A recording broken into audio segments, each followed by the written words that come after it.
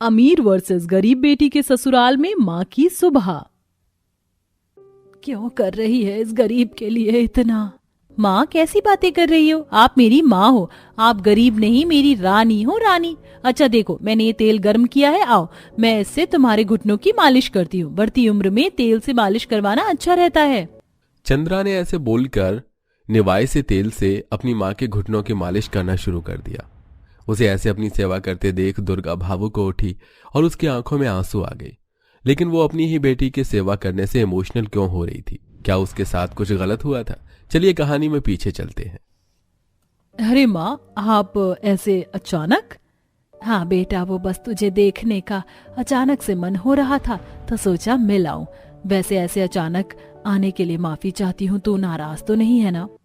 अब मेरी नाराजगी या खुशी क्या ही मायने रखती है, अब तो आप आ ही गई हो। हम जरा भी नाराज नहीं हैं, आप अंदर आइए। शुक्रिया दामाद जी। दुर्गा से ऐसे बोलकर उसका अमीर दामाद उसे घर के अंदर ले गया। दुर्गा एक गरीब औरत थी, उसकी 2 बेटियां थीं। अब दोनों ही बेटियों की शादी हो चुकी थी और दुर्गा अपनी बड़ी बेटी से मिलने उसके ससुराल आई थी।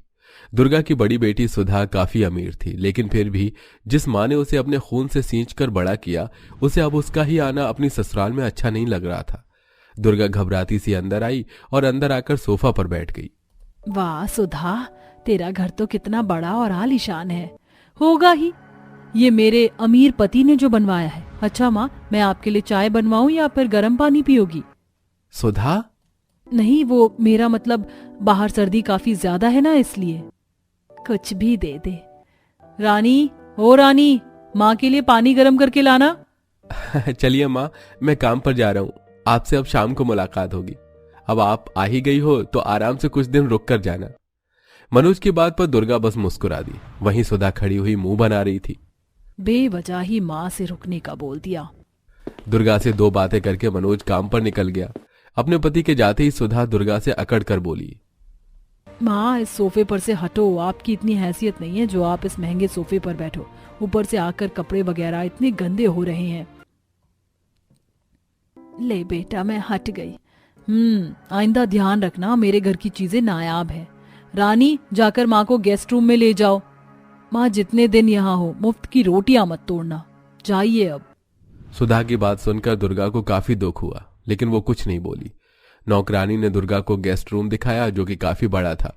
उसमें एक महंगा सा मखमली बेड, एक सोफा और काफी सारा सामान रखा हुआ था। दुर्गा उस कमरे में गई और बैठकर अपनी बेटी के रूखे बर्ताव के बारे में सोचने लगी। उस दिन पूरा दिन दुर्गा कमरे से बाहर नहीं आई। शाम को भी जब उसका दामाद घर आया तो सुधा ने बहाना बना दिया और दुर्गा को बाहर नहीं आने दिया। ऐसे ही रात बीत गई और अगली सुबह सुबह हो गई। जरा देख कर आऊं मेरी गरीब माँ क्या कर रही है। एक तो मनोज जी ने भी इन्हें रख कर गलती कर दी, पर इस गलती को मैं हराम में बदल दूंगी, इनकी सुबह बिगाड़ दूंगी। सुधा ऐसे बोलकर सवेरे ही अपनी माँ के रूम में दनदनाती हुई आई। मुझे लगा ही था कि आप सो रही होंगी। मखमल का बिस्तर और हीटर जो मिला है आपको अपने दामाद की बदौलत, वरना तो आपने इस पर सोने का सोचा भी नहीं होगा। और आपको अजीब नहीं लग रहा है ऐसी सुबह खाली बिस्तर में पड़े हुए? सुबह जल्दी उठने की आदत डालिए जब तक आप यहाँ पर हैं। बेटा, मैं जल्दी ही उठ जाती हूँ, लेकिन कल सफर में थक गई थी इसलिए आंख नहीं खुली। ये नौटंकी मुझे मत दिखाना, समझी आप? सुधा ऐसे बोलती हुई चली गई। दुर्गा ने आंखों में आंसू लिए भारी मन से बातों को बर्दाश्त किया। बेटी की अकड़ की वजह से वो सारा दिन आज भी बाहर नहीं आई और एक बार फिर से रात आ गई। सभी सोने की ही तैयारी कर रहे थे। दुर्गा भी गर्म बिस्तर में लेट चुकी थी कि तभी उसे सुधा ने आवाज लगाई। हाँ सुधा बेटा, बोल, क्या बात है? माँ आपको सुनाई नहीं देता? मैं कब से आवाज लगाए जा रही हूँ। हाँ बेटा, वो मेरी आंख लग गई थी इसीलिए। चलिए, अब आपकी राम कथा नहीं सुननी है मुझे। जाइए, मेरे लिए थोड़ा सा दूध गर्म करके लाइए और मुझे नींद आ रही है। अच्छा, लाती हूँ। और हाँ, हाथों को पहले साबुन से धो लेना, कभी मुझे अपने गंदे हाथों से दूध दे दो। ठीक है। दुर्गा बेचारी का दिल तो बहुत ज्यादा दुख रहा था, लेकिन अपनी घमंडी अमीर बेटी के आगे वो कुछ नहीं बोल पाई।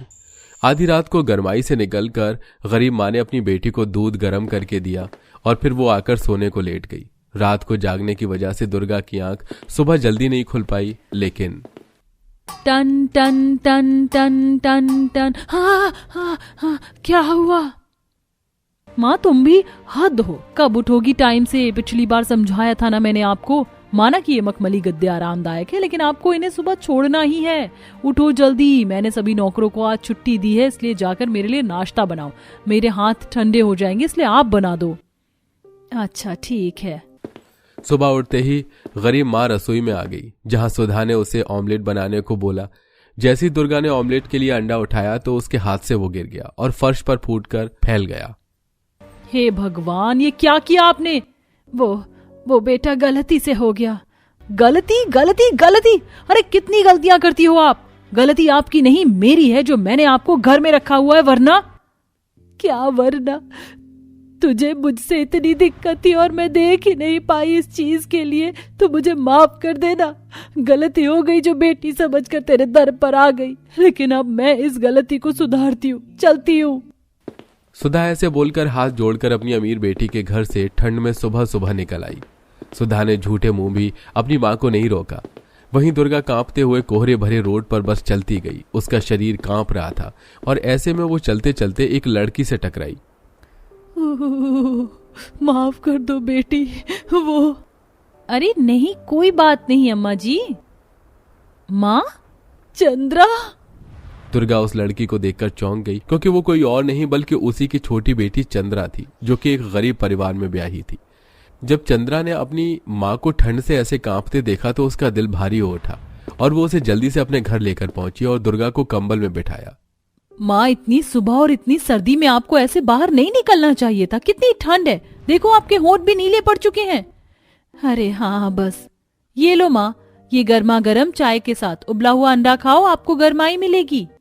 चंद्रा को अपनी सेवा करते देख दुर्गा भावुक हो उठी और उसकी आंखों में आंसू आ गए, लेकिन उसने आंसुओं को अपनी बेटी को नहीं देखने दिया। ऐसे ही अपनी माँ की सेवा में चंद्रा ने अपना पूरा दिन लगा दिया और रात को जब उसकी माँ नहीं सोई, चंद्रा ने भी आंखें बंद नहीं की। ऐसे ही अगली सुबह जब दुर्गा की आंख खुली, अरे दामाद जी और चंद्रा कहाँ है? कमरा पूरा खाली है। हे भगवान, दोपहर के 2 बज गए और मैं अभी तक सो रही हूँ। सुबह कब हो गई पता भी नहीं चला। राम राम राम राम। अरे माँ उठ गई? देखो मैं नाश्ता बना कर ले आई हूँ, जल्दी से नाश्ता कर लो। बेटा इतना ज्यादा वक्त हो रहा था तो तूने मुझे जगाया क्यों नहीं? मुझे सुबह ही उठना चाहिए था ना। आप इतनी आराम से सो रही थी कि मुझसे उठाया नहीं गया। और इतनी सुबह उठकर क्या करेंगी आप, और वो भी इतनी सर्दी में? अपनी बेटी की बात सुनकर दुर्गा की फिर से आंखें भर आईं और उसे अपनी बड़ी बेटी का सलूक भी याद आया कि किस तरह उसके आलीशान घर में दुर्गा की सुबह होती थी। क्या बात है माँ, क्यों रो रही हो? कुछ नहीं बेटा, बस तेरे पास बड़े दिन में आई ना तो मन भर आया। आप ऐसे बोलोगी तो मेरा भी मन भर जाएगा माँ। अच्छा चलो ये सब छोड़ो, नाश्ता ठंडा हो रहा है, नाश्ता कर लो। उसके बाद मेरे साथ बाहर धूप में चलना, मैं आपके तेल लगा दूंगी। बेटा तू नाश्ते वगैरह में इतना खर्चा क्यों कर रही है? आज भी तूने अंडा बनाया, ऐसे मत कर। कोई खर्चा नहीं है माँ, आपके कदम हमारे लिए शुभ है। आपको खिलाने से देखना मेरे घर में समृद्धि ही आएगी। चंद्रा ने ऐसे बोलकर अपनी माँ को अपने हाथों से नाश्ता करवाया और उसके बाद उसने धूप में अपनी माँ के सिर में तेल भी लगाया। दुर्गा दोनों बेटियों के इतने अलग बर्ताव को देखकर खुद हैरान थी।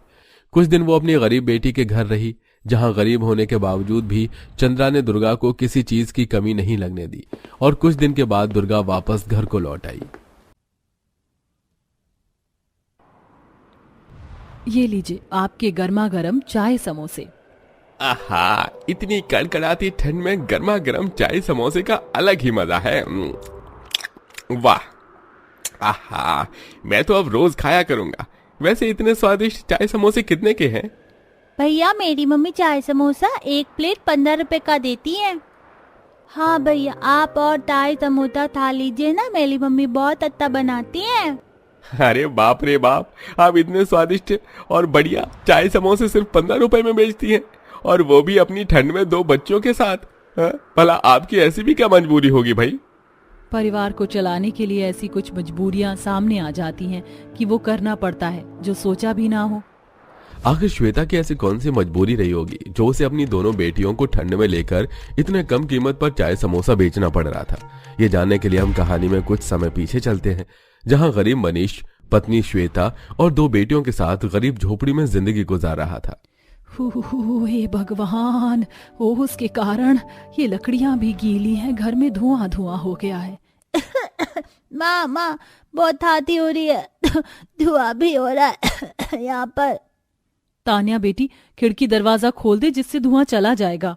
ये सुनकर तान्या दरवाजा खोल देती है, जिससे धुआं तो धीरे धीरे कम होता है, साथ ही बाहर की ठंडी हवा घर में घुसने लगती है। वो दोनों बेटियां कांपने लगती हैं। माँ बहुत ठंडी ठंडी हवा अंदर आ रही है। हाँ मम्मी बहुत ठंडी ठंडी हवा आ रही है। अरे तुम्हारा स्वेटर रखा होगा ना, स्वेटर पहन लो अपना। धुआं कम होते ही कमरा बंद कर दूंगी और लकड़ी जला दूंगी। फिर दोनों बच्चे अपना फटा हुआ स्वेटर पहन लेते हैं और धुआं कम होने पर श्वेता अपने बच्चों के लिए लकड़ी जला देती है। मम्मी बहुत ठंडी हवा लग रही है अभी, और माँ चौतल भी फटला है। इतने पैसों का जुगाड़ ही नहीं हो पा रहा कि तुम्हारे लिए नए नए स्वेटर ले लूं। माँ 3 साल से आपने हमें स्वेटर नहीं दिलाया और चूही ने भी स्वेटर फाड़ दिया है। अब तो आप पापा से कहकर हमको नया स्वेटर दिला दीजिए। तभी बच्चों का पिता बाहर से कांपते हुए हाथ तापने लगता है। अरे बहुत ठंड है बाहर श्वेता, तुम बच्चों को बाहर तो नहीं जाने देती हो ना? देखो मैं नहीं चाहता बच्चे बीमार पड़े, ऊपर से हमारे पास पैसे भी नहीं है, तो इनका खास ख्याल रखना। और घर में आग जला के रख लेना थोड़ी बहुत, जिससे कमरा गर्म रहे। आप चिंता मत कीजिए, मैं बच्चों को बाहर नहीं जाने देती हूँ। हाँ मुझे थाने का मन कर रहा है। खाना बना दीजिए ना पापा। बोलना माँ को मेरी फ्रेंड स्कूल में समोसा लेकर आई थी, उसकी मम्मी ने सुबह सुबह बना दिया था उसके लिए। आप छुट्टी के दिन तो बना दो। अरे बेटा, घर में समोसे बनाने का सामान कहाँ है? अरे जब बच्चों ने बात छेड़ दी है तो मेरा भी समोसे खाने का मन कर रहा है, और ठंड में उसके साथ तुम चाय बना दो तो मजा ही आ जाएगा। देखो आलू तो पड़े होंगे, मटर भी है, 10 रुपए का मैदा ले आओ और 20 रुपए का तेल ले आओ। इसमें जितने समोसे बन जाए बना देना, बच्चे भी खुश हो जाएंगे और हमें भी ठंड में चाय समोसे खाने का मजा मिल जाएगा। आप बिल्कुल ठीक कह रहे हैं। मैं ऐसी आग में आलू भून लेती हूँ, उबालना भी नहीं पड़ेगा और भुने हुए आलू का अलग ही स्वाद आएगा। अरे हाँ मम्मा, जल्दी से आप खाना बना दो, मुझे तो सब्र ही नहीं हो रहा है। और फिर भुने हुए आलू को वो आग से निकाल कर छील देती है और मसल कर उसमें सारे मसाले और मटर मिलाकर कुछ ही देर में आलू का समोसा तैयार कर लेती है और गर्मा गर्म चाय के साथ सबको परोसती है। खुशबू से पड़ोसन भी घर में आ जाती है और बच्चे खाकर खुश हो जाते हैं। वाह मम्मी, आपने तो बहुत टेस्टी चाय समोसे बनाए हैं। अरे क्या बात है, मुझे तुम्हारे घर में से इतने अच्छे चाय समोसे की खुशबू आ रही है, मुझे भी तो खिला दे श्वेता। हाँ हाँ, आप आइए ना। नंदिनी के कहने पर श्वेता उसे भी चाय समोसे देती है, जिसे खाकर वो खुश हो जाती है और तारीफ करके चली जाती है। गरीबी में कुछ दिन गुजरते हैं, बच्चे स्वेटर के लिए तरसते हैं, साथ ही उनके 2 वक्त की रोटी भी पूरी नहीं हो पाती। ऐसे में अपने बच्चों की इच्छा को पूरा करने के लिए मनीष रात में भी ट्रक लोड करने लगता है और एक रात इतना कोहरा होता है कि हाईवे पर उसका एक्सीडेंट हो जाता है, जिस वजह से आसपास के लोग उसे अस्पताल लाकर पहुंचा देते हैं, जहां वो अभी तक होश में नहीं आया होता। श्वेता को पुलिस वाले इत्तला करते हैं। डॉक्टर क्या हुआ मेरे पति को, वो ठीक तो है ना? बताइए मुझे। माँ पापा कहाँ है? अंकल, डॉक्टर अंकल, आप तो बताओ कहाँ है मेरे पापा? बेटा, तुम्हारे पापा को ठीक होने में टाइम लगेगा। देखिए आपके पति को सिर पर काफी गहरी चोट लगी है, जिस वजह से अभी तक वो होश में नहीं है, लेकिन खतरे से बाहर है। अगर अब वो 15 दिन तक होश में नहीं आए तो साल भर के लिए कोमा में चले जाएंगे और अस्पताल में 15 दिन इलाज चल सकेगा। इसके लिए आपको पैसे भरने पड़ेंगे, वरना आप यहाँ से ले जाना। नहीं डॉक्टर साहब, मैं आपके आगे हाथ जोड़ रही हूँ, मेरे पति को ठीक कर दीजिए। मुझे 2 से 4 दिन की मोहलत दीजिए, मैं आपको 15-20 दिनों के पैसे जमा कर दूंगी, बस आप उन्हें ठीक कर दीजिए, उनके अलावा हमारा है ही कौन। ठीक है। श्वेता और उसके बच्चे बेहोशी में पड़े मनीष से मिलते हैं। फिर पैसों का इंतजाम करने के लिए वो बच्चों को घर ले आती है और उन्हें दाल चावल खिलाकर सुला देती है। उन्हें सुलाने के बाद वो बाहर जाकर काम की तलाश करती है और जब रात में कहीं काम नहीं मिलता तो घर के बाहर बैठकर रो रही होती है।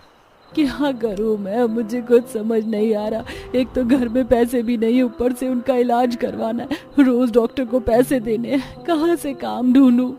तभी पड़ोसन नंदिनी उसे आश्वासन देकर कहती है, मुझे पता चला तुम्हारे पति की तबीयत खराब है, वो अस्पताल में है।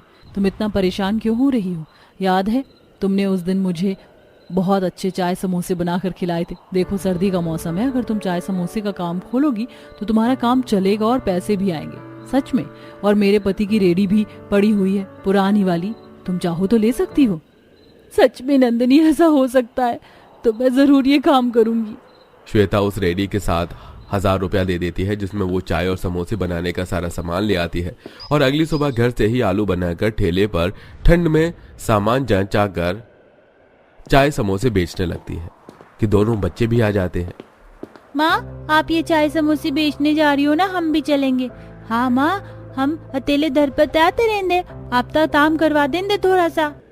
फिर बच्चे स्वेटर और टोपा पहनकर माँ के साथ निकल जाते हैं, जहाँ ठंड में गरीब माँ अपनी बेटियों के साथ समोसे बेचने लगती है। चाय समोसे, चाय समोसे, 15 रुपए के चाय समोसे हैं, गर्मा गर्म चाय समोसे। समोसा ले लो, समोसा, गर्मा गर्म समोसा ले लो। तभी उनकी आवाज सुनकर आते जाते लोग समोसे की खुशबू से चाय समोसे की ओर चले आते हैं और खाने लगते हैं। हाँ, अरे ये चाय समोसे तो बड़े अच्छे लग रहे हैं, जरा एक और पैक कर दो प्लेट। जी ये लीजिए। बहुत ठंड हो रही है बेटी, मुझे भी चाय समोसा दे दो, लेकिन मेरे पास सिर्फ 12 रुपए हैं। कोई बात नहीं दादी, आप इतने में ही चाय समोसा ले लीजिए। अरे बेटी, इतनी बढ़िया चाय समोसे तुमने बनाए हैं, तुम्हारी तो चाय में भी अदरक का इतना कड़क स्वाद आ रहा है, और समोसे का आलू भी लाजवाब है। बहुत बढ़िया बेटी। शुक्रिया दादी।